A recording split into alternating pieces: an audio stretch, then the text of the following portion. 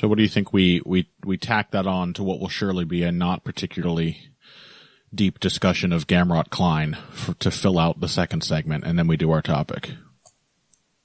Yeah, my memory of Klein is not good. Okay, well, we can... Small, if you will.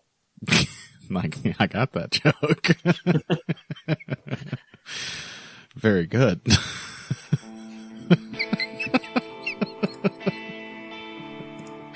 There are a lot of bilingual people in this audience.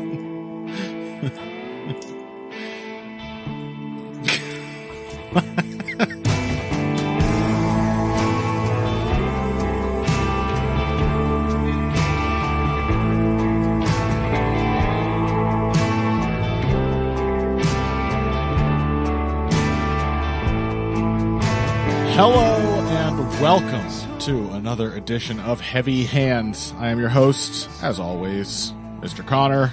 Joining me, as always, Dr. Phil. Yo. And Phil, are you excited? No, I'm not excited. What's wrong with you? You gotta go with a bit longer than that. No, I was gonna do. Not excited at all. How could I be excited? God damn it, Connor. I was gonna do. Damn it. I was going to do a whole voice. I was going to be like, this Saturday, meeting in the fabled Apex Center. You know, but okay, fine. We'll drop the one bit that we do when the card sucks, I guess. Even though we've got nothing else to lean on. No, yes. All unfiltered honesty today. This card sucks. Yeah, it's fucking trash. The UFC is returning to the Apex. And it was only, 2 events ago that they were at the Apex, and I was like, you know what? I think they tried. I think they actually tried with this one. It's not good, but there's a couple fights in here that are all right, and it at least feels sort of like what a fight night card is supposed to feel like. And that was just a mistake on their part, it turns out. Because now we've got Aaron Blanchfield versus Macy Barber in the main event, and I don't have a particular problem with that fight. And I don't even know that it really falls below the bar that has been set by other Apex main events. I think it's probably fine for a shitty, low-rent fight night main event, and it certainly has meaning for its division, and it'll probably be somewhat entertaining too. So, all right, fine. Co-main event, Mateusz Gamrot versus Ludovic Klein. Okay, it's not, not terrible, but again, some divisional relevance there. And that is where they ran out of fights. Yeah. They ran completely the fuck out of fights after 2. Yep. So, we're going to talk about those 2. And then we're going to do another topic like we did last week. Because that was fun. People seemed to like it. And most importantly, Phil and I liked it a lot better than having to try to stretch our feeble brains around a sea of Contender Series slop fighters to try to find something interesting about them. So we're going to talk about those 2 fights, and then I think later, because we did put out a little call at the end of last week's episode for some topic suggestions, and you guys are like as unimaginative as the people booking this Apex card. I got to be honest. We got nothing. I mean, we got suggestions, but not good ones. Many of the suggestions do also seem to just represent handies. So also we can't rob Peter to pay Paul. We're not the UFC. We can't recreate handies now, because then what will we be doing? Around the new year. Right. It happens once a year. It takes me 3 full weeks to edit. There are still mistakes after all that time. But goddamn it, it's special, and it has to be special. Or else what are we doing here? We will inevitably blow at least one major category. And by completely omitting the obvious answer. Oh, absolutely. That's because of Maybe we should do that every year as well. We should have what was the dumbest handy we gave out with the most obvious answer that should have gone to someone else. That's not a bad idea, actually. But it has to be contained, the handies. And so we don't want to do just a full on joke category or a joke topic, as it were. And so we revisited our alternate idea that we talked about last week, which is to revisit a topic we've done previously, which is do a little health check on the state of the UFC's various weight classes and do a little rough ranking to see which one actually feels the most like its own little self-contained sport with a capital S, like real sport. Mm-hmm. So we'll get to that. Should be fun. Should give us a lot of excuse to talk about the sea of sort of uninspiring. Is this guy actually the champions that we have in the sport right now, in the organization right now, more specifically? But, let's start off talking about the two somewhat interesting fights that we have scheduled for this weekend. The first of those being Erin Blanchfield versus Macy Barber. Mm-hmm. That's a good somewhat start. Interesting, I guess. This is true.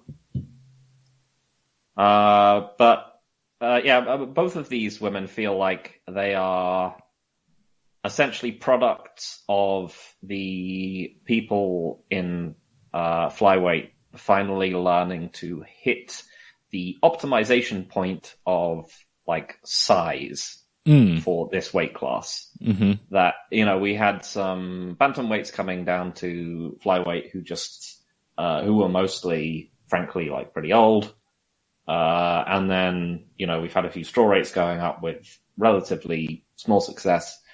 This is now, this is the generation that we're getting of people who have basically fought their entire professional careers now at this weight class. Mm-hmm. And they're just big hosses with a couple skill sets, sort of. I think it might be the first time. Is this a cruel assessment or not? I don't know. I don't know whether I'm being too mean. No, I mean, look, these, given that this is the Valentina Shevchenko division, and given that we just saw not perfect, but in its own way, very impressive performance from Natalia Silva just a couple weeks ago. Mm-hmm. These two definitely feel like a step down from that level of, whatever you think about Natalia Silva's game, and I have plenty of bad things to say about it, she's an amazing athlete who is making those talents work for her. Yes. You feel like you are watching something special with Natalia Silva. It might not be the most functional game plan. It might not be the most, the most long-lasting skill set, but you are watching a true athlete who is operating at absolute peak confidence. Yeah. And you are watching things that you cannot see from pretty much anyone else. Yeah. And so in comparison to that, and in comparison to Valentina, these two definitely feel like the also-ran contenders, right? Mm-hmm. They're undeniably up there in a position of relevance in this division, but are both, I don't know, much more in the sort of spirit of the Dricus age. Yeah. And that, they are both brutish and quite crude and defensively lacking, and, they are winning entirely, when they win entirely often because of physical advantages, but not using those physical advantages with the subtlety or clarity of Natalia Silva, right? Uh-huh. That's what it is. Yeah. So yeah, it's a meaningful fight for the division. It's an interesting one. It'll probably be, like I said, reasonably entertaining. It'll probably turn into some kind of brawl at some point. But how could it not? Yeah, right, exactly. They can't avoid it if they wanted to.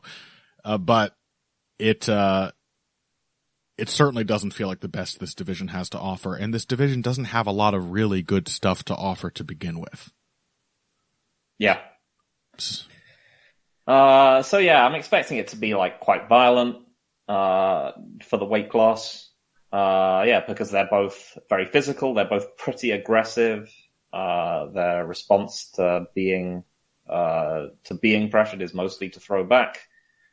Both of them have demonstrated that against some opponents who are, relatively insistent in how they're going to fight. Mm-hmm. So yeah, I mean, it should be like a fun, aggressive clash.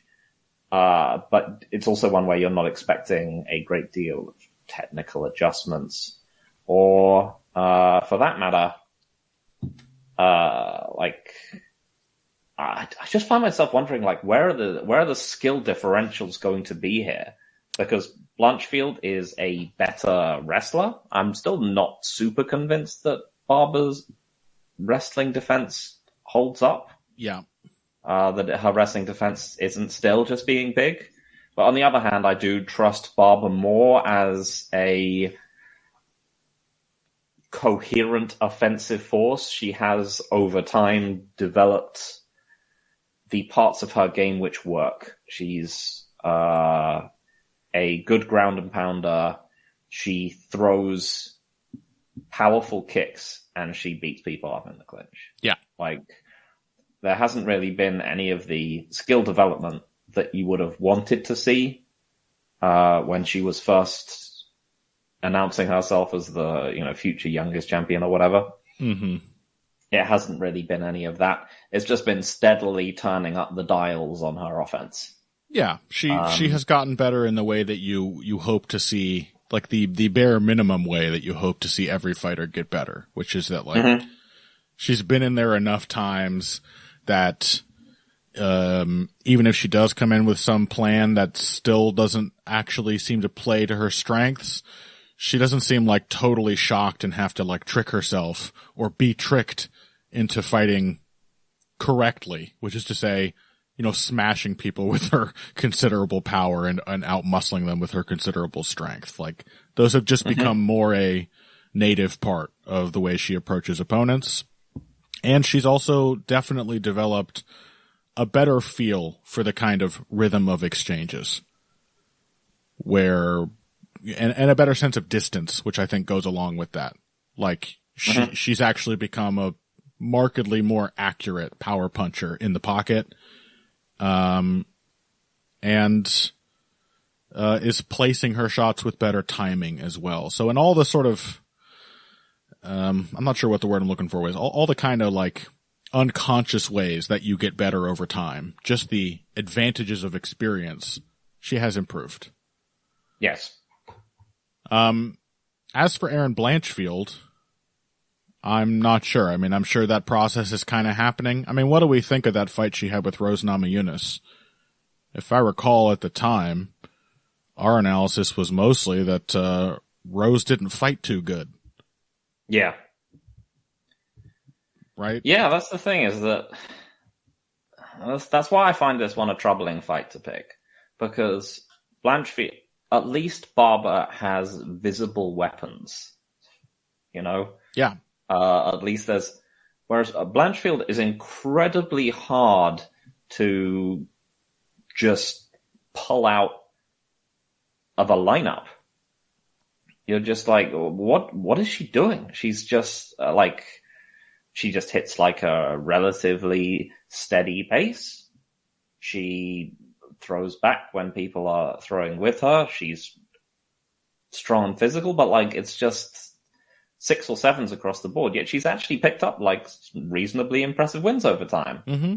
And, and if those have asterisks, Rose Namajunas and Jessica Andrade, for example, that doesn't stop them from actually happening. Yeah. So yeah, I mean, I find her a very, puzzling fighter to figure out, because she's just plodding. She's not very good defensively. She just kind of is there until her opponent isn't. And I wonder if I'm just horrendously underrating her.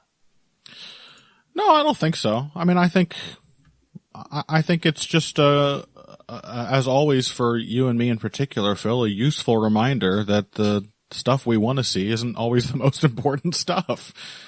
Erin Blanchfield is pretty big and strong for the division. She makes that work for her. She's aggressive. When people as Rose ultimately started doing, just like retreat straight out of the pocket again and again. She's more than happy to just dash after them, throwing, hideous shifting punches into a takedown attempt at the fence. And she actually, has a dangerous game when she makes one of those takedowns work. A game that actually has, when she's in that phase, a clear, offensive process to it. Mm-hmm. And so, that's just been enough. We also have seen what it looks like when it's not enough. When she fought, she really struggled against Taila Santos, for example, mostly because Taila Santos didn't let her spend a lot of time in a range where she was just effective because, she could throw anything and it had a decent chance of landing. And she couldn't easily take her down. And that fight really stalled out into I guess somebody has to win kind of affair. And then we saw her against Manon Fiorot, and she looked pretty bad. Yeah. She was that's the thing, is we talked about Manon Fiorot as an underwhelming, technical prospect for someone who's going to be fighting Valentina Shevchenko and so on. But Manon Fiorot, again, jumps out at you much more than Erin Blanchfield does. Yes. In terms of, having things she wants to do in a fight and having a clear sort of operating range and skill set and threats, which, made her a relatively easy pick against Blanchfield. You're like, oh yeah, Blanchfield's going to try and throw punches with her head bolt upright against someone who just throws jabs from miles away, who is even bigger than her. Right. This is, it's a relatively clear route to victory, but yeah, Blanchfield is so difficult to get a handle on for me. That's why I think I'm actually now getting more interested in this fight. because of the puzzling nature of it? Yeah, because Blanchfield is just such a monotone fighter in terms of, how her skills translate. I mean, the Namajunas fight, how much of that came down to the takedowns? Maybe one round? Yeah, I mean, it mostly came down to the pressure and the fact that Rose, it had the shape of a classic Rose fight in that she was clearly at her most effective at the very beginning. Yeah. When she had all that, she had little reason to lose confidence. She had all of her speed and her power. And, then she sort of started making it up as she went along. The more the fight continued, she and it's not that Barber made any particular adjustments beyond just showing a willingness to punch with her, even if she was eating the worst punches of those exchanges. And then Rose kind of stopped actually looking to set up her clean power shots and started getting forced onto the back foot a lot more.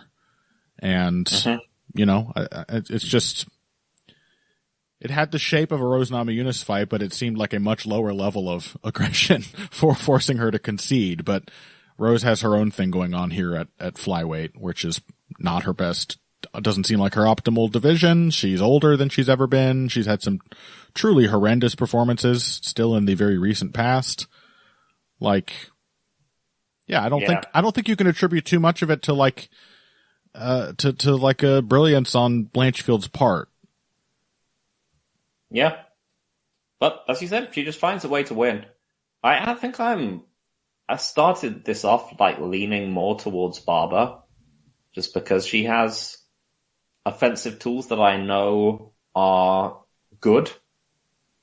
She is a powerful kicker. She is actually genuinely dangerous in the clinch. Mm-hmm. She's just a more potent fighter, I think. And I think maybe she's slightly faster. I think they're both really quite plodding, but I think Barber is actually quicker than Blanchfield is. Yeah. But I still don't trust Barber's takedown defense. And yeah, maybe that's just what we're seeing from Blanchfield, is just someone who, unless they're up against a very specific skill set, she can just find a way to win. Yeah. And I don't know if we've seen that from Barber. I think Barber is more fundamentally exploitable. And I still think, that she can, Blanchfield will be able to simply just punch and brawl with her enough to keep rounds on the feet close, and then she can hit a couple of key takedowns. Yeah, maybe. I mean, I can definitely see that happening. I am definitely still leaning Barber myself because, yeah, she might fall prey to some takedowns from Blanchfield. But I think this is like a very, very low rent version of the dynamic we saw in like Muhammad Della Maddalena, where like Barber is just so clearly operating with a kind of power that like few other fighters in this division have. Yep. And like I said, that power is becoming more potent, I think, over time as her timing and her sense of range improves, and as her just general feel for, again, the kind of give and take rhythm of exchanges. Barber is now quite capable of sending in a punch and knowing intuitively that a shot's coming back at her and popping back to range and coming in with an answer to that. Like, that's the base level I think you need to be able to exploit Blanchfield's striking. Blanchfield's striking is real ugly. And it's really she just tries to kick down the front door over and over. And we saw her running into some nasty clean shots from Rose Namajunas before Rose got discouraged, I think. Macy Barber doesn't really seem to get discouraged. She doesn't have the skill of Rose, but she has more power, and the harder you take it to her, the harder she fights back. And I think she seems like the kind of fighter who, I don't know in the case of a 5-round fight exactly, but I've certainly seen in 3-round fights that she retains that danger right up to the end of the fight. Yeah. So I just think Blanchfield being so inherently hittable and so kind of unimaginative as a fighter whose striking exists to, nominally to set up her takedowns, is going to run into a fighter who does adapt, who finds new ranges to hit her in, who figures out, seemingly out of nowhere, like Daniel Cormier style, halfway through the fight that, these clinches that keep happening, I can smash her with an elbow in one of these clinches, and just changes the whole tenor of the fight with one moment. Yeah. So. Yeah, I guess a big factor just to consider is how well does Blanchfield's durability hold up? Because I can't think of a time when she's actually been buzzed by anything. Admittedly, my knowledge of Erin Blanchfield fights is not encyclopedic. No. I'm going to throw that on right now. She might have got shaken up a time or two by Jessica Andrade, but she certainly showed a willingness in that fight to just keep taking punishment to give it back. I mean, I just, mostly from that fight, I just remember her walking through shots. And that was one of the reasons, why she shockingly managed to win that fight. Also it's a very asterisky fight from Jessica Andrade, as we've mentioned before, but the fundamental fact of the matter that she, every time she's been hit by clean shots by someone, she's just been like, it just doesn't seem to have affected her in the slightest. So, I think that's a big, pivot point for this fight, because on the one hand, it could be that she's simply durable enough to take Barber's shots and she can just brawl with her and the takedowns are a deciding factor, or it could be that she's simply never been hit that hard by someone as big as Macy Barber. Right. So, I'm actually, now that we've talked about it, I was just like, this is just an sort of ugly brute fight. It's probably sort of... Yeah, but it'll have some back and forth. But I'm actually quite curious to see how this plays out, because I don't really get her in Blanchfield. Yeah. And Barber certainly got taken down several times by Amanda Hibash. She also showed that she knows the basics of how to get back to her feet and understands that is the goal. Yep. Even if that just means scooting to the fence and just straight up muscling your way up with an underhook, she can do that because of her strength, in the same way that Blanchfield can usually get away with the striking she gets away with because of her durability. Those physical qualities are meaningful, they're real, and I do think that Barber is definitely likely to be the most dangerous striker Blanchfield has ever faced. Yeah, I agree. And including Andrade, as you said, I think that was a low point in Andrade's career. I also think Andrade, it's not her natural weight class either. It's not, and I also think I said, we are talking about two people who are absolutely, optimized for this weight class in terms of how big they are. Yeah, and Andrade is a fighter who I just think this may sound weird, but it's easier to get her timing, even if that timing is not being used to defend. That timing will still help you to take the shots if you're determined to exchange. Mm-hmm. Seeing the shot coming, being braced for it. I think Barber has become a little bit more of a fluid, creative striker. So who will surprise you? And I think Blanchfield is ripe to get surprised by some very nasty shots on the feet in this fight.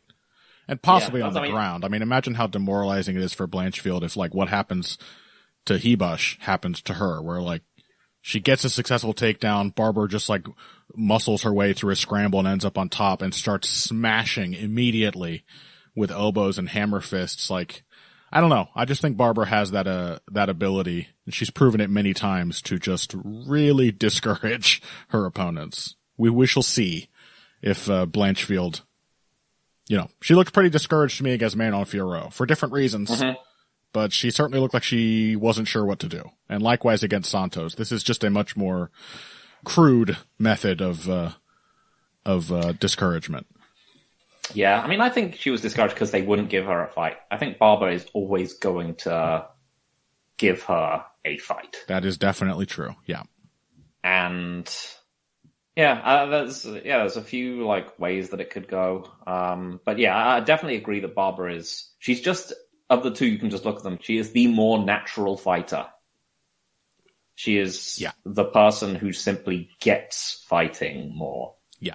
But yeah, about that, muscling to the feet, I'm always, that's also always a point at which suddenly games don't work. Because, for example, Jessica Andrade, Shevchenko, right, is that Andrade had been insulated from how bad wrestling and clinch games actually were by being a giant freak, and it was only against Weili Zhang and Shevchenko that you suddenly realized, muscling things out is just not going to work against people with some kind of athleticism parity. So that could also happen, is that Macy Barber fights Blanchfield and she's just oh no, this isn't I actually just can't muscle out of things anymore because I'm up against someone who is pretty much as strong as me. Yeah. I mean, the last time she really fought someone who was as strong as her was Miranda Maverick, where she robbed her blind. Yeah. It was Miranda Maverick, wasn't it? Yeah. It was, the split decision, which was completely unearned. Yeah. I mean, but to your point though, she kicked her ass in the third round. Yeah. Just went nuts and just went after her. She tends to do that. Mm-hmm. Yeah. She's got she's just got a fighter's instincts. So yeah, I'm curious. Yeah. I think it'll be a pretty fun fight to watch, actually. I don't think it can really help but turning into some kind of crazy back and forth at some point. Mm-hmm. Like I said, you could do worse for an Apex main event. You couldn't do much worse. I reluctantly agree. You couldn't do much worse for an Apex card, but you could do worse for a main event. It could be Anthony Smith again, Mm-hmm. Yes. I'm still expecting that. I know it's being told that you're that guy who kidnapped you when you were a child is dead. You read it in the newspaper, but you're still expecting him to be, behind the shed in the garden. You're how could he be dead? He's been haunting me my whole life. Anthony Smith will return. Anyway, let's take a break there. When we come back, a hopefully brief discussion of Mateusz Gamrot versus Ludovit Klein. before we move on to our topic of the week, evaluating the relative health of the UFC's weight classes. All of that after this. Hey everybody, thanks for listening to this week's Heavy Hands. If you like what you hear, please consider pledging to support the podcast on Patreon. Patreon is basically continuous crowdfunding. You sign up to contribute a certain amount per month to help us with production costs and the like, and in return you get rewards ranging from a mention on the Heavy Hands website to a question or topic of your choice being discussed on the show. We have a lot more in the works to reward you for your help, and we appreciate every contribution. No amount is too small. Just head over to patreon.com and find how you can help out the only show dedicated to the finer points of face punching. Now let's get back to it. All right, let's talk about this so-called co-main event. I say that. It is, as much as the main event felt like a main event, Gamrot versus Klein feels like a fight night co-main event. I guess. It's certainly worthier than any of the other fights on the card. Maybe that's what's giving me. Has to be these two. Yeah, there's definitely an argument that in booking fights and with the tremendous amount of not particularly good fighters on the roster, that the UFC should just have some hellishly bad fight cards where everyone just knows to avoid them. Where they just, it's just pure slop and you just dump everything bad in there and because you have to, because you've just signed yourself up for having this kind of roster and it will just be concentrated awfulness. And I haven't really done that with this card because again, there's some relevant people on it, but they also sort of have done that a bit with this card because, Klein versus Gamrot has to be one of the fights between, relevant ranked. Is Mateusz Gamrot still ranked? He must be, right? Probably. He lost to Dan Hooker. Yeah. We could actually check that, but I would assume he is still in the top 15 somewhere. Yep. But, it's a fight between relevant fighters in the lightweight division. I don't know what I could think of at this point that would have a higher chance of being kind of not very good. He's number 7 right now. Yeah, that sounds about right. And that's not, and I think basically this fight is asking the question,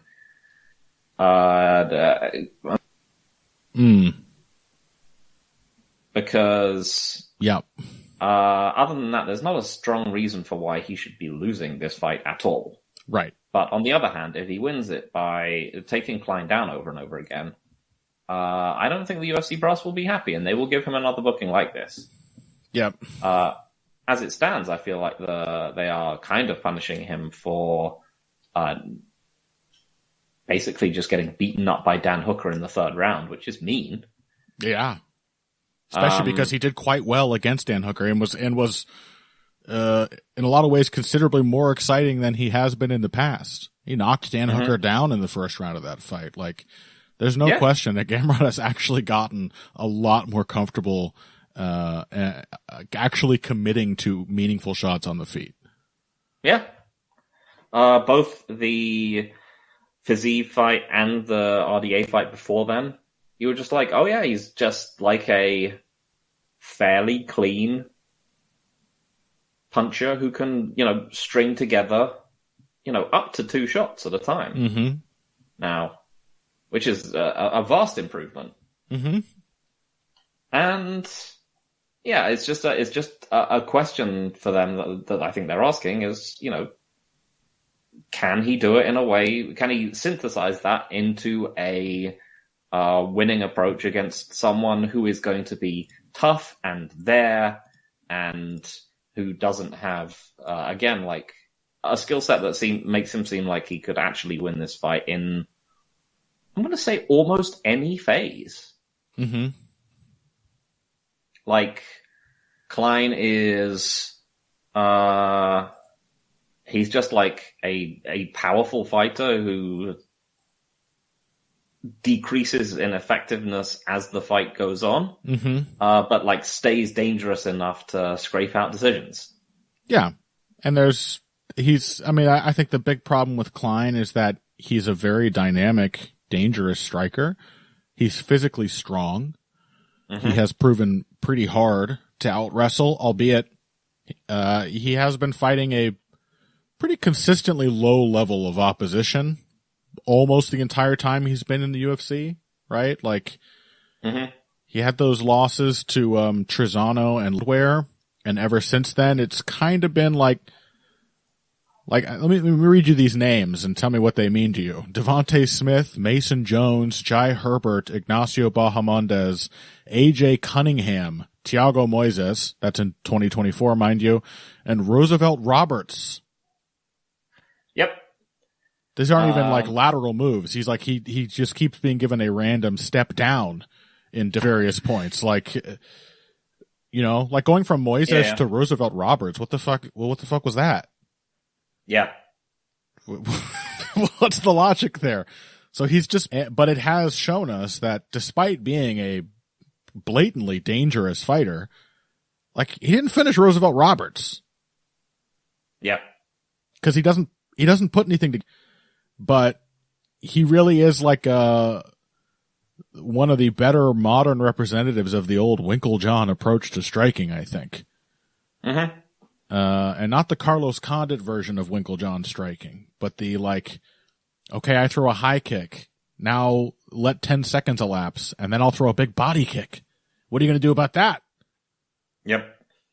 And that's just he just doesn't succeed in actually building any kind of attack on most of the people he fights. He's threatening enough to keep most of these, again, pretty low-level opponents from doing much to him, but he can't actually put together a very definitive against a lot of them without, accepting a sudden knockout like he got against AJ Cunningham, who also sucks, by the way.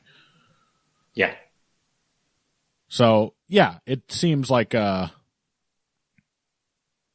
shoo-in for Mateusz Gamrot in so many ways, and I think you're right. The real value of it, if there is any value at all, is can Gamrot win a fight entertainingly? Yeah. I think the other thing that's really notable about comparing Gamrot's comp against Klein's is not simply the level, but the pace opponents. Yeah. That, if you look at who Gamrot is fighting, all of these people, and you think of how Gamrot fights, is that you can kind of be given the impression that Gamrot is a somewhat offensively lacking fighter who's winning sort of control decisions, even though he doesn't actually control anyone because he can't, because he's just constantly shooting takedowns and so on. Is that these are very high-paced fighters, and that he is sometimes getting knackered against them, but not really. It's essentially the Dariush fight and the Hooker fight are the only ones where they just kind of either shut him out or just beat him up. Yeah. But these are all very high-paced, very offensively potent fighters who and he was able to hang with them. Particularly that Sorokian fight, right? Maybe he's not able to keep that kind of pace anymore because he's quite old for a lightweight. How old is he? He's 34, moderately, He has been fighting for a very long time at this point, though. Yeah. He's been fighting for a very long time with a very physically intensive, wrestle-heavy style, and those do not age well. But still, this is all high-paced stuff. If you look at the people that Klein has been fighting, you are looking at middling to low-paced fighters. Yeah. And then you go back to Nate Landwehr, and you're right. oh, okay then. It suddenly makes a lot of sense why that guy beat him. It's you're right. Not just the level, but the approach to fighting. That you couldn't ask for a more comfortable opponent for a guy like Klein than Thiago Moises. Exactly. Right? No matter how old he is, this is a guy who will give you as much time as you want to set things up at range. And Klein did manage to set a few things up. You know, he hurt Moises really bad with like a throwaway body jab into an overhand left in the first round of that fight, if I recall correctly, you know, but Moises did nothing to test him, nothing to make him really work defensively, nothing to make him prove his resourcefulness looking for counters or escapes of any kind. He just let him have a slow-paced, long-range kickboxing match. Yeah. So yeah, you're essentially talking someone who, as you said, fights like they are incredibly dynamic, who is merely quite dynamic. And, you know, like they can control fights with, you know, a few single shots, which are, you know, well mixed up. And they've been able to do that because they're fighting chronically low-paced opponents. Yeah. Meanwhile, Gamrot is still, as far as we can tell, just like outrageously durable. And the only way he can be deterred from hitting his own pace is if you are an extremely good, if you have an extremely good anti-wrestling game. Yeah. Or you just pour out tons of offense. Yeah. I mean, the thing is yeah. He's not even, I think he's not even like so durable, but he's got great survivability. Yeah. Amazing recovery, yeah. The guy gets dropped all the fucking time. He got hurt really bad by Dan Hooker in the first round of that fight, like after dropping him. But by a combination of like being impressively willing to actually throw back at a surging Dan Hooker, and then also like finding a single leg where you can just kind of bury his head in the hole and not get finished, and having, as we know, like remarkably good stamina, great conditioning, he just doesn't really go away easily at all. Still, no one has been able to finish him. Although I will say, I think that Hooker fight was the worst we've seen him hurt yet, which is maybe a sign of things to come. Yep. But it took pressure, you know, it took making Gamrot really uncomfortable and trapping him in a corner and like overwhelming his defense to do that. I'm not sure that Klein's like mostly, if it's a trap, it goes at most 2 layers deep and there's no follow-up, you know? How many times have I talked about the idea that like it's the thing that follows your trick that actually makes it really effective? Like you throw a jab, the guy reaches out to catch it, you feint the jab and then throw the hook, and then you throw the right hand. And it has to be all in one flow. You have to go in springing your trap, giving your opponent the respect to assume that they are going to answer it, but that in answering it, they will then be too far behind to catch the next thing coming their way. Klein doesn't fight like that. It's 2 ideas at a time. And if that idea doesn't work, all right, we'll reset back at range. And now the other thing is, like, do we assume that Gamrot, being tested by much faster paced opponents, is going to therefore test Klein with a much faster pace? Yeah. You think so? I'm assuming so. Yeah. Yeah. I think he just naturally like works at that kind of pace. That's just how he's always done it.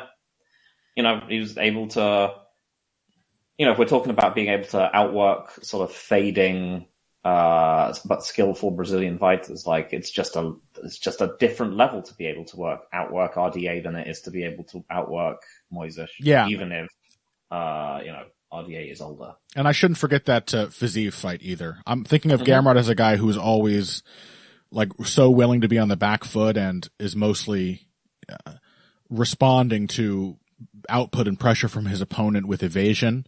But given a version of Rafael Fiziev who was trying to slow roll it in the beginning, he was actually putting a decent amount of volume on him. Yeah, I mean, just like sharp punches and a very quick level change will do a lot for you. And that's against someone in Fiziev who has incredible reflexes and like defense against shots. And yeah, Gamrot was still just hitting him quite cleanly. I do think that's one of the secret tricks that makes Klein work as a fighter. He does have good eyes and he does respond to shots well. But again, If you can hit Fiziev, you can hit Klein, is my thought. Yeah. And that the processing speed has not really been tested very recently for Klein. Good eyes, but in the context of having to see one thing coming from very far away every 2 minutes is perhaps a little different than what he'll be facing here, especially with the ever-present threat of the wrestling switch-up. Yep. So, yeah, I do get a feeling that Gamrot is maybe reaching the end of his rope as a ranked fighter. I think he has been suffering worse consequences when things go wrong for him in some of these recent fights, particularly that Dan Hooker fight, but I also think Dan Hooker is just a fucking hard man. Yeah, I just don't know. Like, I mean, remember the good old days of prime Mateusz Gamrot, where he was mostly just kind of robbing people. I mean, like, what are we saying here? Like, he's just, and in many ways, he's a better fighter now than he ever has been. Yeah, I agree. That often happens when somebody is past their prime, though, doesn't it? Yeah. So, we'll see. Klein just doesn't, it's hard to picture, outside of a stunning one-shot KO, what he actually does to take rounds off of Gamrot. So, gotta pick the guy who's been proven at a higher level. Yep. Just have to. All right. Well, that's more than enough on this co-main event. Let's take our final break, and when we come back, let's talk about the weight classes responsible for these terrible fights and figure out which one is actually still good after this. Financial support is fantastic, but there are other, even easier ways to support Heavy Hands. Perhaps the best is by spreading the word. We know our fan base. You're all cool, popular people with serious social media presences. You're tastemakers and trendsetters. Okay, there are one or two of you that don't fit that description. You know who you are, but no matter what, you can always help us out by telling folks about the show. And you can also give us a positive rating and review on iTunes and things like that. We rely on word of mouth and positive feedback to grow and improve, so thank you very much for your time and your help. Now, back to the show. Well, let's talk about these weight classes. Faster. We have to do this quickly. Oh, it's take us so long. Shit. It's take us so long. So, yeah, we're going to try to keep these relatively brief. You know how good we are at that. I'll tell you that we're going to try to evaluate each division with a simple rubric, consisting of champion, how good is the champ? And then we're going to look at, among the, top 10 or even just top 5 per se, ranking them on the age of the contenders, the athletic ability of the contenders, and the actual skill of the contenders as a sort of comprehensive way of determining how good and how healthy these divisions are. I think we should start off first with just a gut check call, Phil. Which do you think currently is the best division in the UFC? I mean, it's still probably bantamweight. It's probably still bantamweight. It's always going to be nowadays. It's always just going to be either bantamweight or flyweight or featherweight. Yeah. Okay. Well, this has been Heavy Hands. Yay! Okay, we did do it quickly. That was pretty good for us. That was good for us. All right, see you guys next week. All right. Well, let's take a look at flyweight then. We may as well start at the bottom. Flyweight, I think Alexandre Pantoja as a champion, pretty good actually. Has proven to be. What's our scoring thing? We're going up to like A. We're not doing S or double S, but it'll just triple S. Okay, you want to give one for each category? I thought you wanted this to be fast. Where would you put Pantoja on a letter grade then? B+. Yeah, I'd give him about a B. You know? I mean, he's not like an all-time great, but he's very good. Yeah, skill-wise, a little too close to the Dricus median.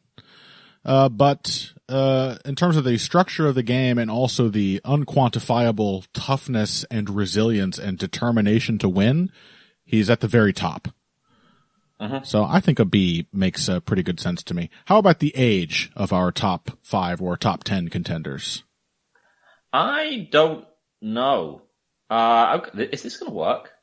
I mean, it's probably going to be like, okay, I think we only rate the champions A because That's if fine. you quantify things, especially if you do combinatorial, then we're going to have to fucking average them out for like a total score or something. Yeah, you have to average them out, and then you also find that you've done stuff that just wildly doesn't work, and then you just figure out your weights, and you basically end up backfilling things to make sure you're vibes only then. Yeah, vibes only. Vibes only. Yeah, everyone is 31 in this division. Okay. A little old for flyweight, not too old for modern MMA contenders.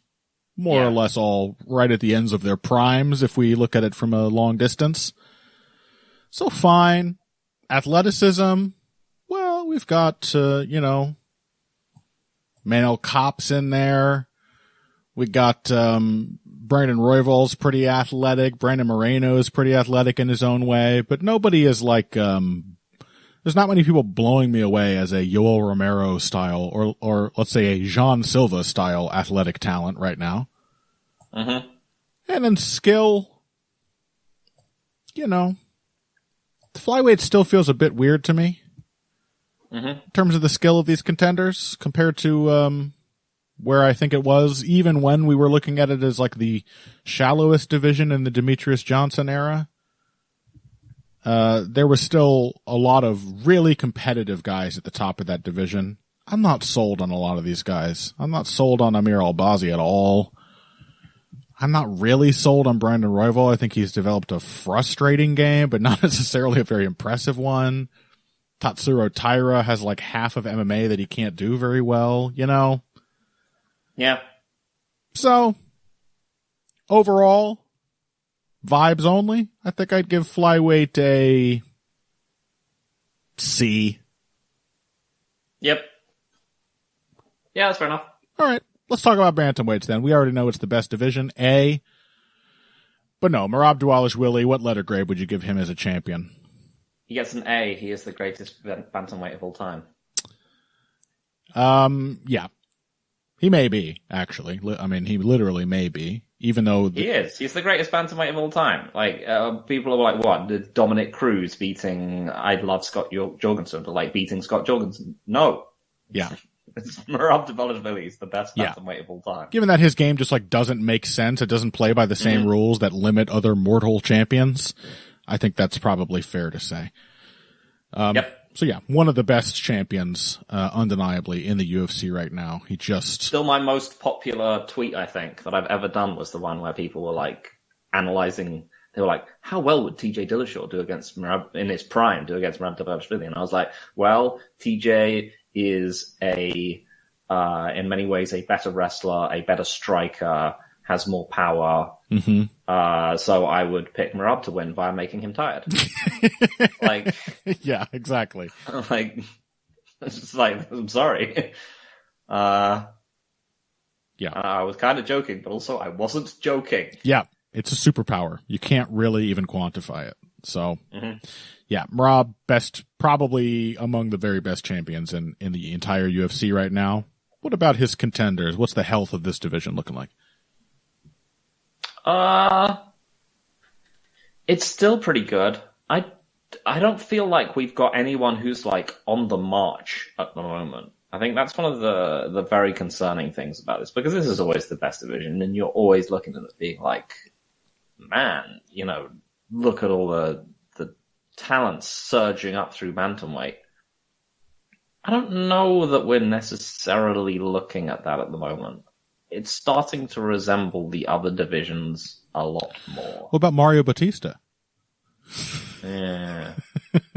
Yeah, I know what you mean. Compared to the bantamweight, he's 31. Yeah, but also just compared to the bantamweight of 5 years ago, it is definitely resembling current lightweight, or welterweight is experiencing its turnover right now. We'll get to that when we talk about it, which is refreshing. That division is being rebooted.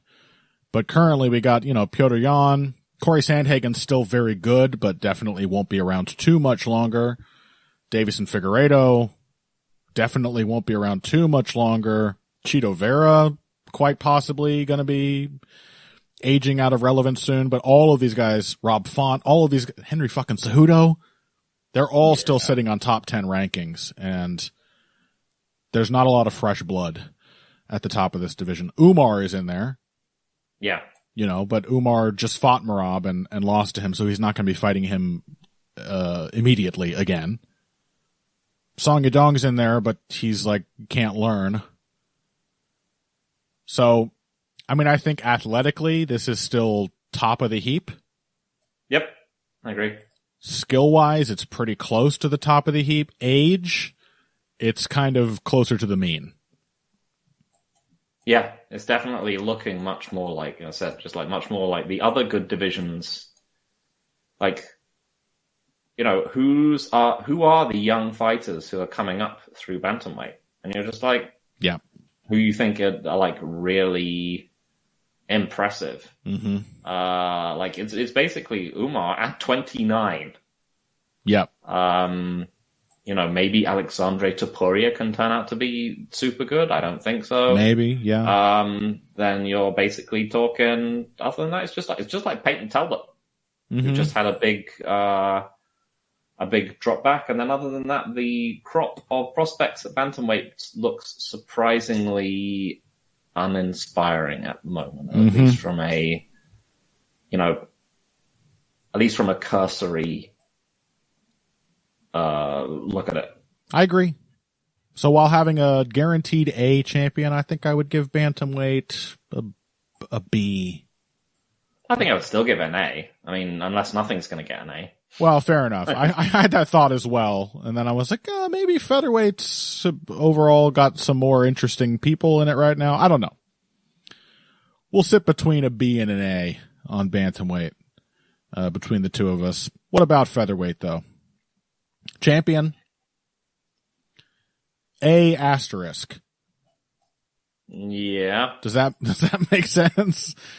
Clearly still, again, one of the very best champions in the entire organization, the entire sport, in fact, but also getting old. Also having his fucking time wasted with a rematch with Yair Rodriguez. Somehow the UFC fucking just took a big whiff at the obvious knockout of doing Rodriguez versus Lopez and Volkanovski versus Ivloev because Dana White hates Movsar Ivloev. But Volkanovski, I think, still mostly an A. Yeah. As for the athletic ability of these top 10 fighters, pretty fucking high. Pretty exceptionally high, in fact. I think, Diego Lopez is all athleticism. And look how much of a tough fight he gave Volkanovski himself. Yair Rodriguez, insane athleticism. The underwhelming athletes are guys like Ivloev and Allen, and I think physically they would blow away a lot of top 10 contenders in other divisions. With size parity. And then even the ones who are very clearly aging out, like Josh Emmett, or pretty clearly maybe not at that level of elite consistency yet, like Lerone Murphy, they're good fucking athletes. There's no denying that. Yeah. So pretty damn high in the athleticism, pretty damn high in the skill department as well. Again, possibly currently a healthier division than bantamweight for me. Yeah, you might be right. Just in terms of who's coming up, bantamweight does, again, for the first time, it feels like, I've never said this before about this division, it feels like bantamweight is in danger of aging out and we get a welterweight, lightweight moment with it. Right. It's a little stagnant. That's weird. It's a little stagnant. Whereas featherweight, you have Ortega, Emmett, and Topuria is still taking up a ranking slot for some reason, even though we know he's not fighting in this division again. But those are really the only old guys who I think don't have a lot more time to give what little they have left, still clinging on to a top ranking. And otherwise, Ivloev, Allen, Murphy, Lopez, all of these guys either haven't fought for the title or still seem like they could again in the future. Jean Silva is just barely kissing the edge of the top 10 at number 11, and he is clearly a different kind of elite talent. And even going down to the top 15, Yusuf Zalal's looking good. Dan Ige is always a tough gatekeeper kind of matchup. Like David Onama may actually have a good year. So I think I would say bantamweight a high B. Featherweight is the first A for me as a division. I think it looks pretty fucking good. There's a lot of there's future right now in this top 10. I mean, there sort of is. They're not making it happen with this fucking Rodriguez matchup, but if they did, if Loev or Allen or, I don't know. I think there's guys right now in the top 10 that still have a pretty bright future ahead of them, that still have potential. Yeah. I mean, I guess what I'm learning from this is how incredibly rare it is now becoming. It became rare to, it was rare to, sort of win a championship before you were 30. Now what we're learning is that it's actually genuinely pretty rare to be in the top 10 of one of these divisions before you are 30. Yeah. And this does have like a younger top 10 than most of the rest of than even the ones that we've seen so far, which are notably, small divisions. But, right. Yeah, I think Lopez 30, Ilia Topuria 28. Everyone else is mostly sort of early 30s. Josh Emmett is the oldest. At 40, John Silver is 28. Yusuf Zalal is, I mean, so it is slightly younger. But again, what do the up and comers look like in this division? I am curious. The people who aren't ranked, because that was instructive to look at from Bantamweight, when I was just like, I don't think there's actually any super. Because again, like featherweight, it's already past that point where the up-and-comers were like Topuria and John Silver and so on. So who would be like the ones to look out for in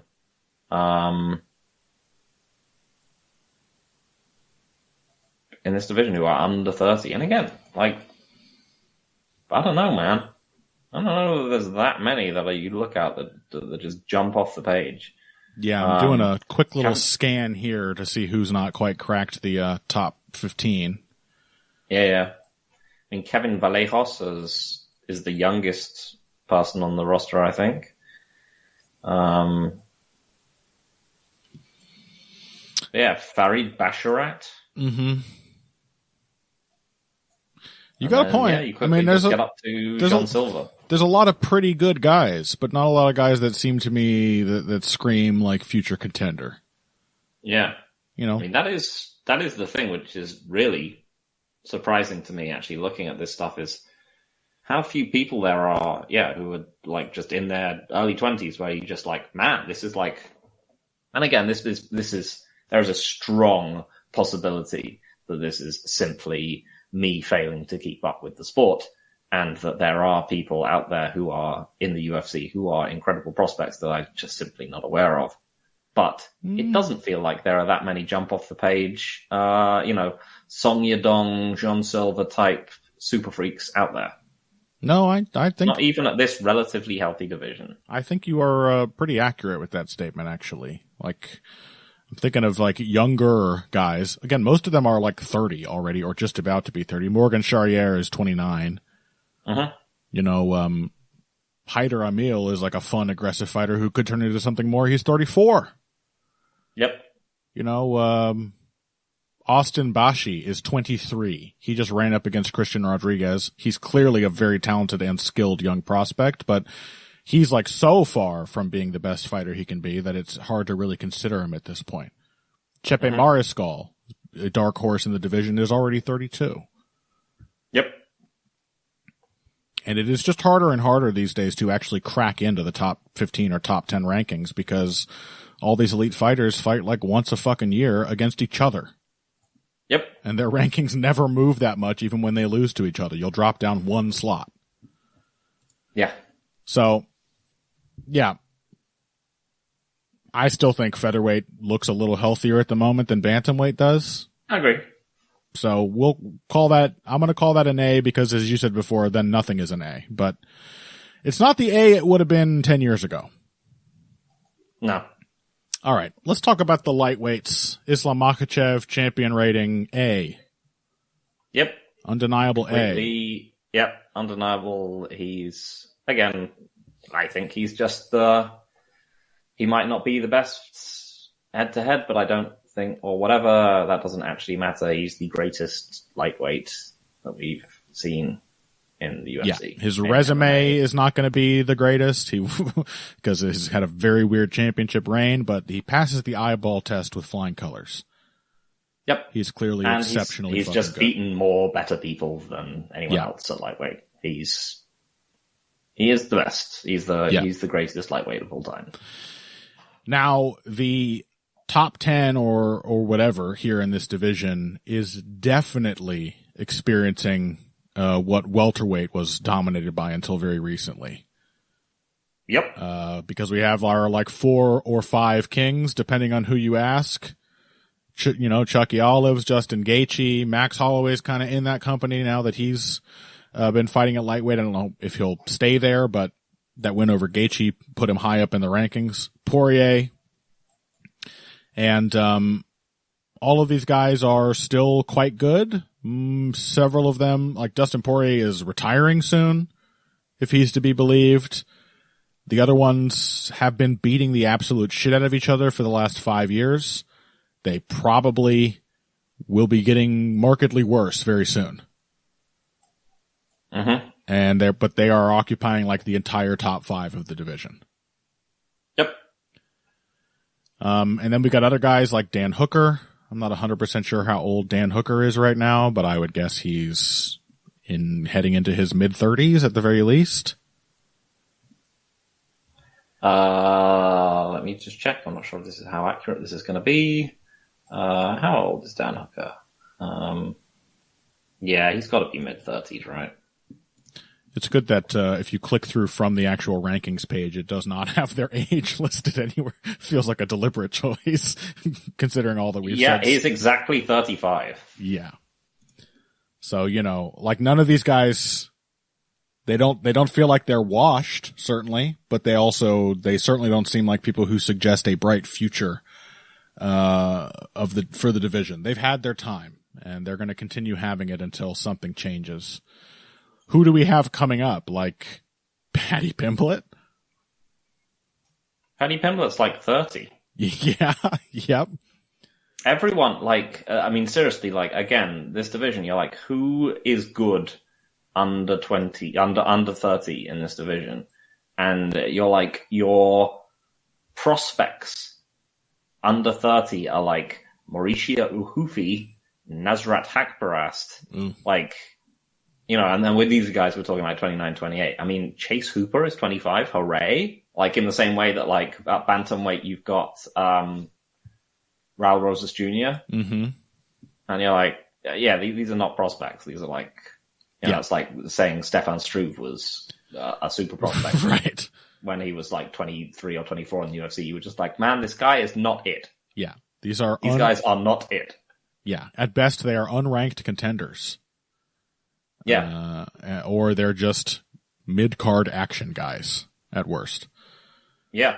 So you're just I don't know, Myron Santos? Yeah. Right. Who else? Well, we forgot, we did learn last week Thiago Moises is only 30, so he's knocking on the door. Yeah, and he is clearly shot. Yeah.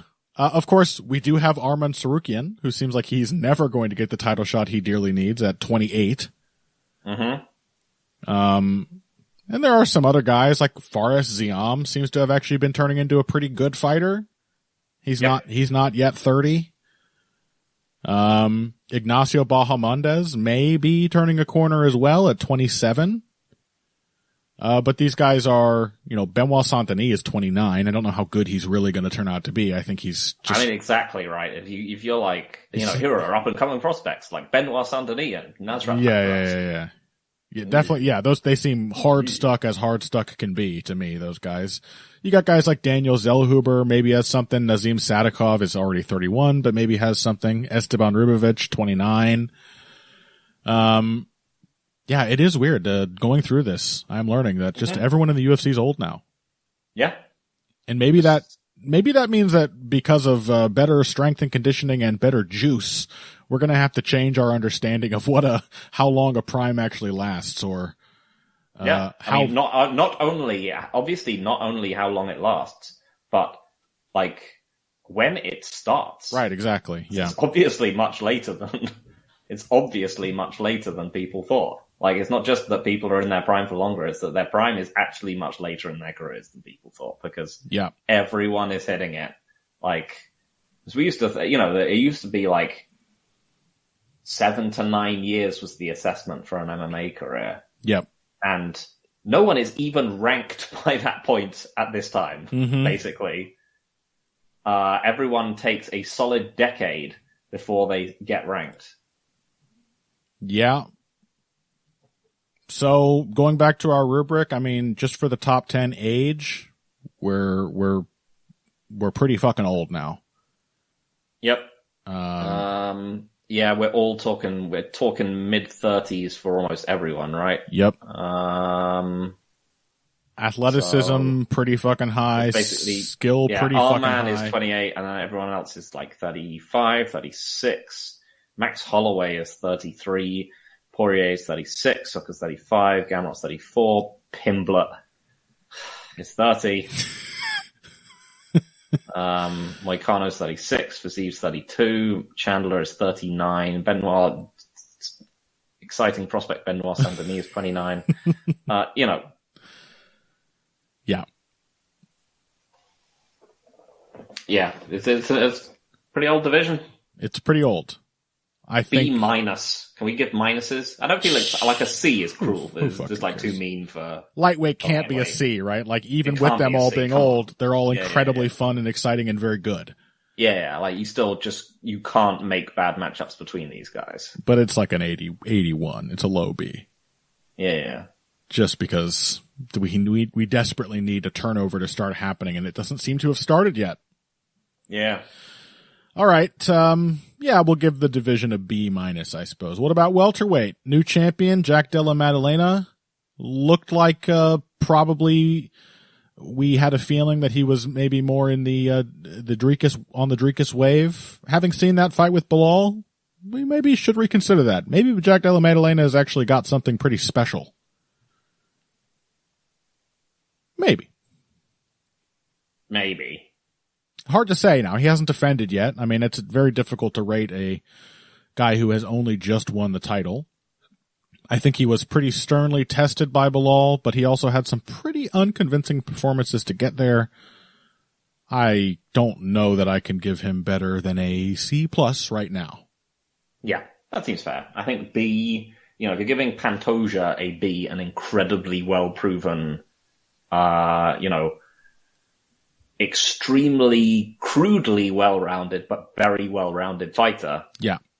Jack Della Maddalena is, we've seen him perform well against, old or unathletic people. Or, he hasn't been super well tested yet. Yeah. C+. Yeah, that sounds fine. It speaks of a potential to prove us wrong and turning into something really good, but we just can't say anything more than that right now. How about the age of this division, since that seems to have become really the defining characteristic of how healthy these divisions seem? Weird. It's better than it was. We can say that much. Because you just got a mix between like super old, right, and like shockingly young. Fucking Usman and Covington are still in the top 10 in this division, and Gilbert Burns is still at number 10. Mm-hmm. Somehow. Again, you get fucking thrashed by a guy who wasn't even ranked in the top 10 before that. How do you just drop down to the bottom of the top 10? You should be out of the fucking rankings. Yes. But, yeah, like those guys are all crusty old. But we also have Sean Brady, Shavkat Rachmanov, Ian Gary, Joaquin Buckley, Michael Morales now. And then just outside the top 10, we've got like Carlos Prates, there's a lot of fresh blood as we speak coming into the top 10 in this division. Three people 30 or younger in the top 10 at welterweight. What is this world? So, As an overall division, I think I would have put it at a low C before, but I think it's kind of turned itself into a B all of a sudden. Yeah. There's a lot of potential future matchups here and future paths to the title that excite me. Yeah. And even if he never gets back, Bilal Muhammad will be a very useful gatekeeper or litmus test for those up and comers, which I think will tell us a lot about their actual abilities. Yep. And yeah, in terms of like younger fighters in the division as a whole, obviously there's Michael Morales, who is 25, and he kind of, he's not very good, but he's super athletic, so he has lots of room to improve.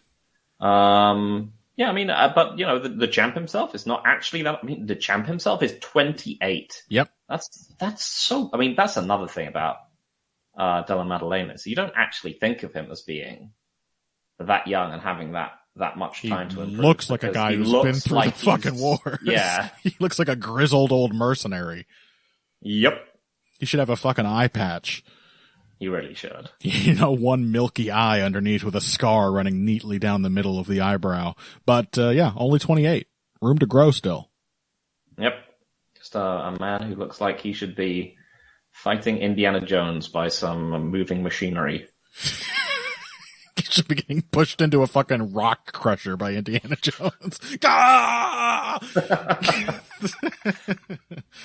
Yep, but he's actually a fucking baby as far as current champions go. So yeah, I think overall, welterweight a pretty healthy looking B. Yeah. Shockingly. Yeah. Shocking. Yeah. Yeah, again, doesn't have that many people coming up through the ranks, but I mean, even now it's got more, honestly got more than the ones below it. Mm-hmm. So yeah, good job, welterweight. Yeah. Turning it around. Yep. It happened. We waited long enough. Middleweight, Dricus du Plessis. Is there a way to make C sound impressive? Yeah, Dricus would find a way. Because I'm still convinced he's a C champion, but he's a really special C, isn't he?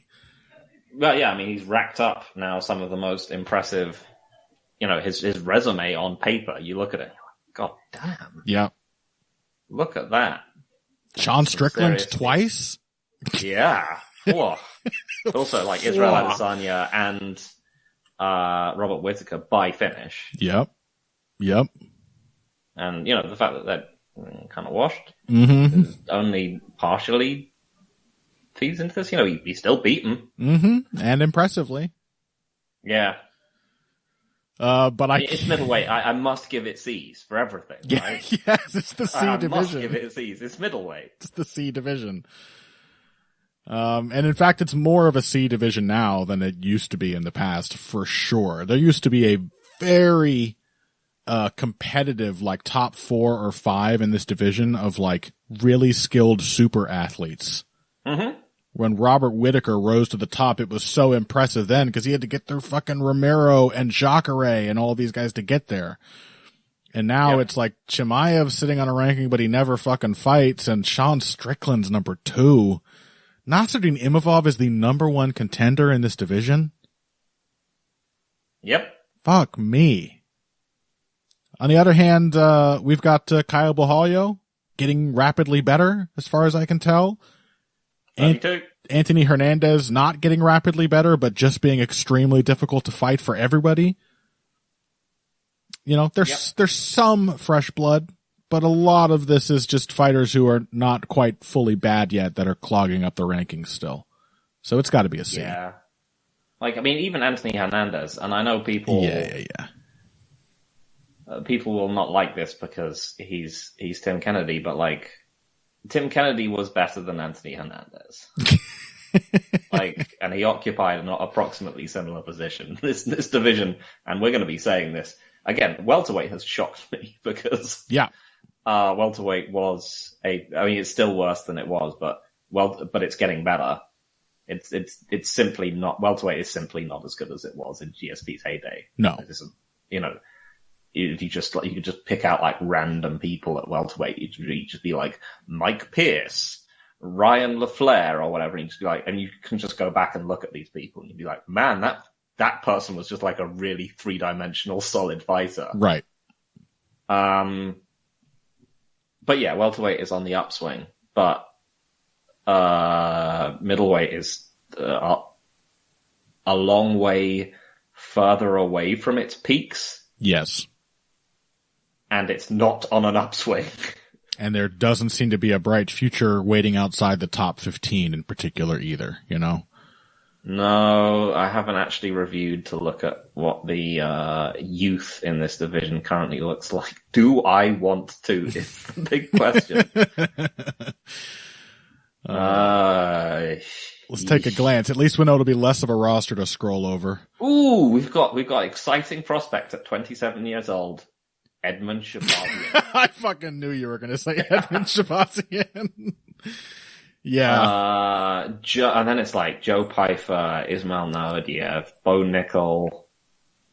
Yeah, Brendan Allen's 29. Allen. Jacob Malkoon, 29. Yeah. Boy. Joe Pyfer, 28. Hey. Joe Pyfer. Again, I like a lot of things about Joe Pyfer's game. I do feel like he is not it. Yeah. But yeah, not a lot of fresh blood even outside the top 15 in this division waiting to break through, I gotta say. C-. C-. It can't even be a C. I'm sorry, welterweight. You would have gotten a C-. You're now not even. Yeah, sorry, middleweight. You're not even middleweight level now. Yep, you're sub-middleweight. All right, light heavyweight. Oh boy, we're getting to the good ones now. What do you think of Magomed Ankalaev? Ooh. Wow, that was good. We had a strange audio artifact, which really... Oh, was that me just blowing? Yeah. I just was sighing, and it just... Your sigh turned into an electric fucking whirlwind in my ears. Cool. Really sold your exasperation at having to rate Magomed Ankalaev. C. Definitely. Minus? Yeah. Like, he is actually in so many ways a pretty good fighter, but he's so close to being light heavyweight to Leon Edwards on top of that it's like, I don't know how far you can take this man. I really don't know. Yeah. You're like a more skilled striker than pretty much everyone else in the division, but half the time you don't seem to be aware of that. Yeah, he's really difficult to analyze. Yes. So on the one hand, his again on paper, his resume, when you just look at it, you're like, oh yeah, that's pretty good. And it's pretty remarkable, actually. Fairly cleanly beat Alex Pereira. He's just, surprisingly consistent for what he is, but then you just have to watch him. Yeah, Leon Edwards was surprisingly consistent too. Yes, that's a very good point. And the moment the puzzle was solved, it was like, Yep. Everybody's like, oh, this is what you have to do, and they just beat him. Yep. So, what about the division underneath our C champion? Go on. It ain't good. It ain't good. Jan Blachowicz is number 5 right now. Mm-hmm. Boy, I'm almost shocked to see that, I know he's, been retired for 4 years, but I was expecting to see Glover Teixeira's name in here somewhere. I mean, why not? Yeah. I mean, by light heavyweight standards, there are actually a decent number of youngish guys here. Not Rakic and Roundtree. Carlos Olberg at number 3. Even if these guys aren't all super young, they don't have a ton of mileage. But also, I'm not sure how good they are. Mm-hmm. And again, I'm not really sure how much that matters in this god-awful fucking division. I think there's more exciting possibilities in this division than there are in middleweight right now. There's more chance for forward momentum for the conveyor belt to function. Because everyone's bad. Yeah, exactly. There's parity. And also a lot of them, like still somehow have not fought Ankalaev yet. Yes. He doesn't fight very often, that is true. He's fought a lot of, as you said, he's got a pretty fucking good record, but like, we still need to see Ankalaev versus, Prochaska and Olberg. Yeah. Like Roundtree, Reyes, if he can continue, holding it together. Like there are still a lot of, fights there that feel like fresh matchups for the champion. So I think it's a C+, shockingly. I think it feels better than middleweight. I'll give it a C+. Just because of the parity. Not because it's like skill for skill better necessarily, but like there's actually possibilities in this division. Middleweight feels kind of like it's dying. We can't give this division a C. It's got Jamal Hill number 4. Yeah. He was champion. He was champion. Yeah. I'm not giving this a C+. Yeah, well, Johnny Walker is ranked number 11. Look, this isn't about how good are these fighters. I mean, that's part of the consideration. It's about the health of the division. And I think you can have a healthy division with lots of movement because people are fighting a lot and everyone's terrible. Like, yeah, that's in some ways the core modern UFC business proposition. Yes. Like, yes. You can have stuff's that. happening all the time. The slop is moving at a relatively fast pace. Isn't that exciting? The slop is churning around. Yeah. Look at the churn. It's like, just like sitting in a laundromat looking at the clothes going round and round, but it's slop instead. Isn't that good? Isn't that good? You enjoying it? But come on, man. We're not giving this division a C+. I refuse. It can get a C. All right, fine. It can impress me enough because it's got Zhang Mingyang in. Okay, fine. C. Heavyweight then. He's a thrilling prospect on the rise. Yeah. He's only 26. He's not really a prospect as far as I can tell, but he may serve as one by just mopping a bunch of the old dogs in this division. I think he's actually going to be okay, Yeah. Well, I think he's looking better from fight to fight. And he's just got like natural aggression. And he's just physical, and I think he's going to be actually do quite well in this division. All right. So yeah, Zhang Mingyang, future champion. I'm already considering a Phil's worst prediction category for this year's Handies. We got to name it after worst prospect. We got to name it after who's the guy that Zayn loved who knocked people out. That's got to be the name of that award.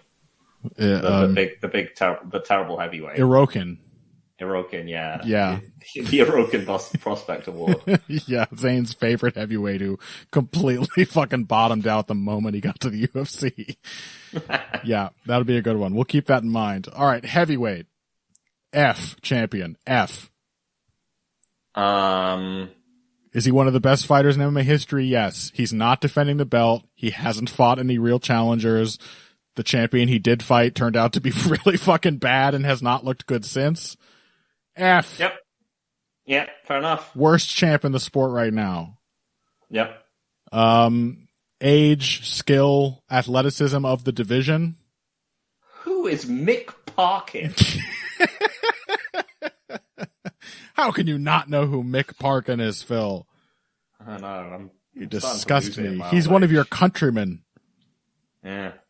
Why? He's a British heavyweight. Yeah. Well, I mean, I guess we do have a good one now, so. Yeah.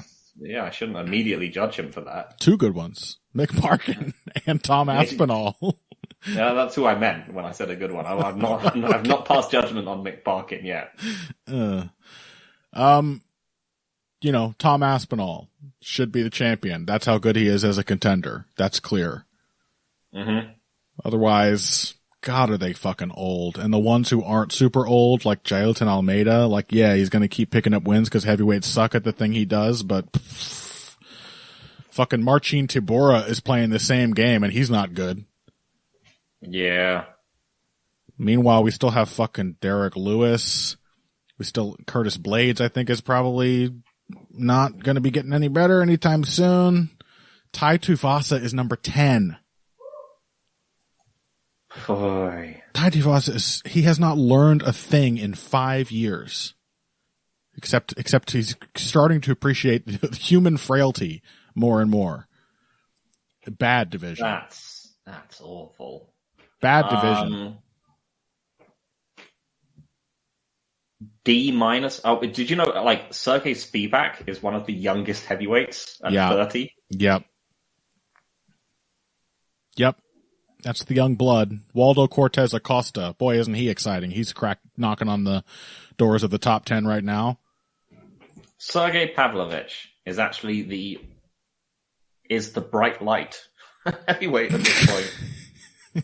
Because he's only 33. Yeah. And his last fight was a remarkably controlled performance. Yeah, D at best. And a lot of it being dragged down by the man currently squatting on the throne. No, I don't. I mean, I think once John Jones is gone, people will realize just how bad it is. I don't even think. At least there's one compelling fight in this division. I guess. Like once Jones is gone, like, who are you actually excited to see Tom Aspinall fight? Really? Good question. D-. Literally no one. D-. Literally no one. Yep. All right. We're almost at the end here. Let's get to the women's divisions. Women's strawweight, the only actually good women's division. How actually good is it? Zhang Weili, B+. Maybe even an A-. Yep. Little shaky. I'm fine with. Little shaky, but excellent preparation. Great athlete. Increasingly well-rounded and confident. Definitely one of the best champs in the sport right now. Mm-hmm. How about the division? Surprisingly old again. Yeah, surprisingly old.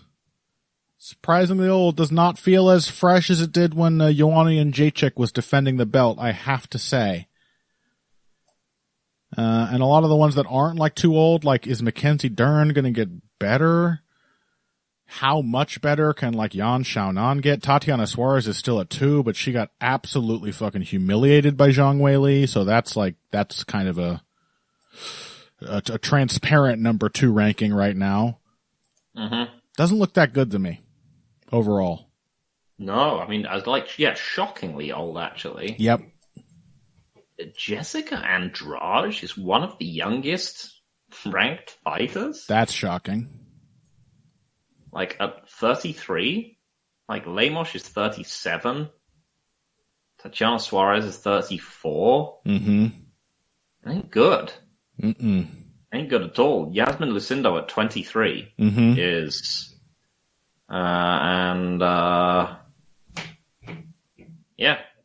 ain't good. Mm-mm. Surprisingly terrible. Yeah, this division badly needs some fresh blood. An A- champion, but I gotta say a C- division right now. Yeah. D+ even. Yeah. I would say. It's limping along. Not good. It's limping along. Speaking of champions who are carrying their divisions, albeit a lot less entertainingly than Zhang Weili, Valentina Shevchenko is the queen of women's flyweight. I'd give her a B. Yeah, I'd give her a B. Like, she's so much better than pretty much everyone else in her division and has been for so long. But also, I think part of that is that her division is fucking trash and has been this whole time. Yeah. And I really... Yeah, it's really difficult to... I mean, this is the John Jones paradox. How much credit do you get for dominating a pretty bad division for a really long time? I mean, honestly, you should get quite a lot. It's very hard to consistently win fights when everyone's going for you. Absolutely. And I think she's at least she's got to be like a B+. Okay. I'll allow it. Just in terms of consistent. She's consistently won. She's beaten people. She's basically beaten champions at both of the weight classes, from both of the weight classes, and around her. And to be fair, those fights have become increasingly competitive as the division has kind of grown up around her, and she is still holding on to that belt. Yeah. You know? She's gotten better. Yeah. Despite, not doing it in a very impressive way. Yep. But B+ sounds fine. How about the division? Definitely experiencing a healthy injection of fresh blood. I'm not sure how functional the conveyor belt really is, given that we already discussed this episode that Natalia Silva seems like the only actual bright hope here, really. Yeah. But hey, Tracy Cortez, Jasmine Jasudavicius, Blanchfield and Barber. Yeah. Maverick. They're all sort of around the same age. And again, these are all... Again, it just shows you how late the prime is in UFC now. Mm-hmm.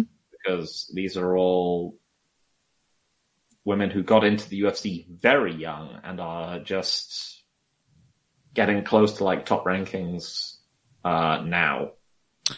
I think I'd almost be inclined to give this division a C+.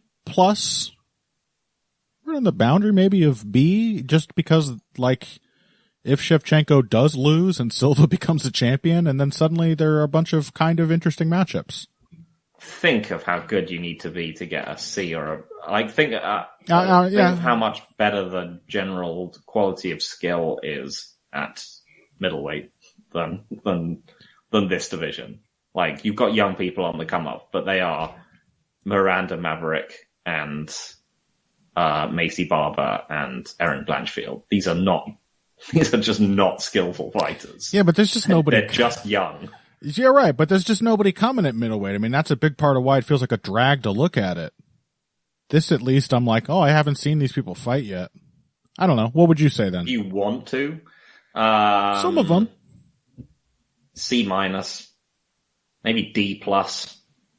We'll say C-. I mean, it is one of the most historically awful divisions to watch. Right. Gotta be honest.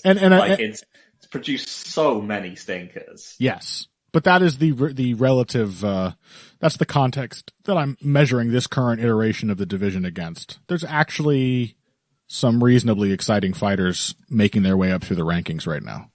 There's one. Well, there's Silva, one. But also like Jasudavicius and Barber and Cortez are like fun, interesting fighters at the very least. Not interesting. I guess. We'll give it a C-. Give me that much. C-. All right, fine. A fucking D+. Fine. Women's flyweight, it's so bad. I know, but we're about to talk about women's bantamweight, though. Giving it a D+ is so nice to it compared when you consider how many shit awful fights it's delivered over the years. This is proof of how much it's improved. I would rather watch so many of these fighters than anyone at heavyweight. I have to be honest. So it's at least better than that. And we are also we're about to hit women's bantamweight. Oh yeah, sure. But, Juliana Pena, fucking not good. Yep. I feel bad ranking her as low as Jones, even though she's a much worse fighter than John Jones. Mm-hmm. D- out of kindness. A. D. A. B. I think she's E. E. Oh, okay. Yeah. So she doesn't get an F. John Jones gets an F because he's simply not so she's doing MMA. She's an F+, basically. She doesn't fight very often, and also is very bad. Yeah, no denying that. E is fine. That suits me. The division, F. E. It's also an E. No, it's an F. Come on. Is it an F? Yeah. Who the fuck is here that has any kind of future at all? Like, I know Kayla Harrison's here. I'm not really convinced, and she's just better than everyone else, but she's very shaky. Raquel Pennington is number 1. Norma Dumont is number 4. Macy Chasen is number 5. Like, this is a rough fucking top 10. Yeah, this is what it looks like to simply watch a division die. Yes. This is watching a division die of old age. Yes. This is when no replacements come in, and you simply watch the same people over and over and over again. And their fights aren't good. Yeah. So like it's the worst from every angle. I think it's a hard F division, right on par with heavyweight. And less exciting than heavyweight, which I cannot say. It's much worse than heavyweight. Yeah, that's what I mean. Like, flyweight, I actually, like, there's some significance to those matchups that makes it more interesting than heavyweight to me. Women's bantamweight is below heavyweight, if anything. Yeah. Oh, yeah. When women's bantamweight, it's by far the worst. Yep. Division in sport. And that's basically because, women's featherweight doesn't exist anymore.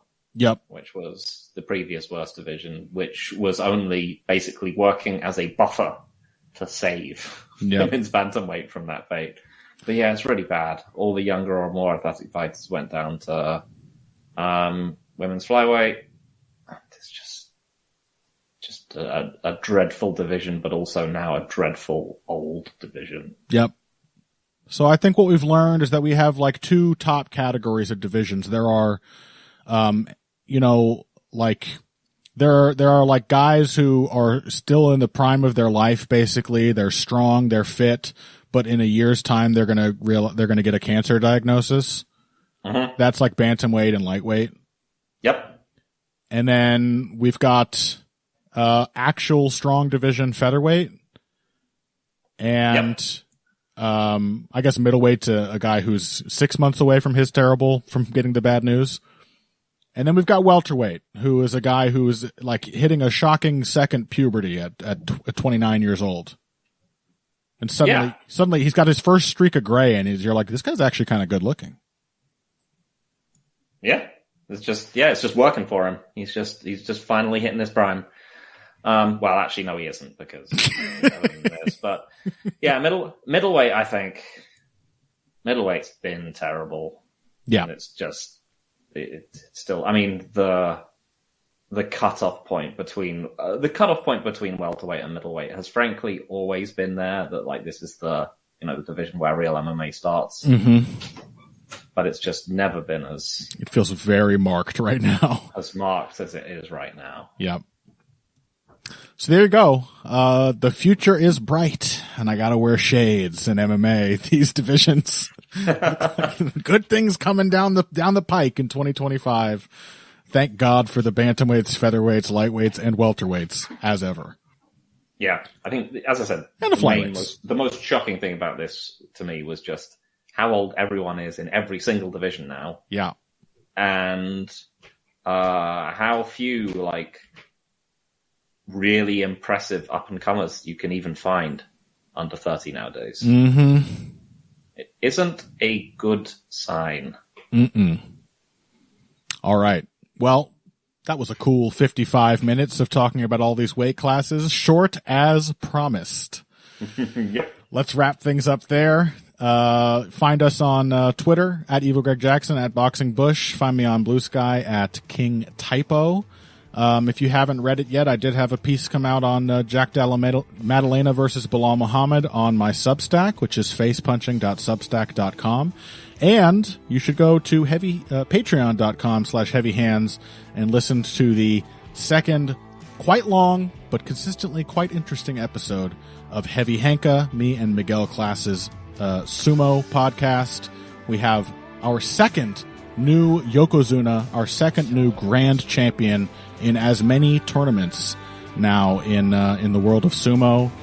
That is a sport where there seems to be a very bright future just around the corner, and you can enjoy that new dawn with us over at our Patreon.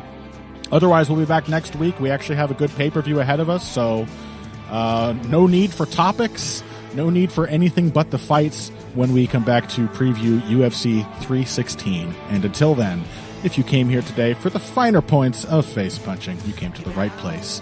This has been Heavy Hands.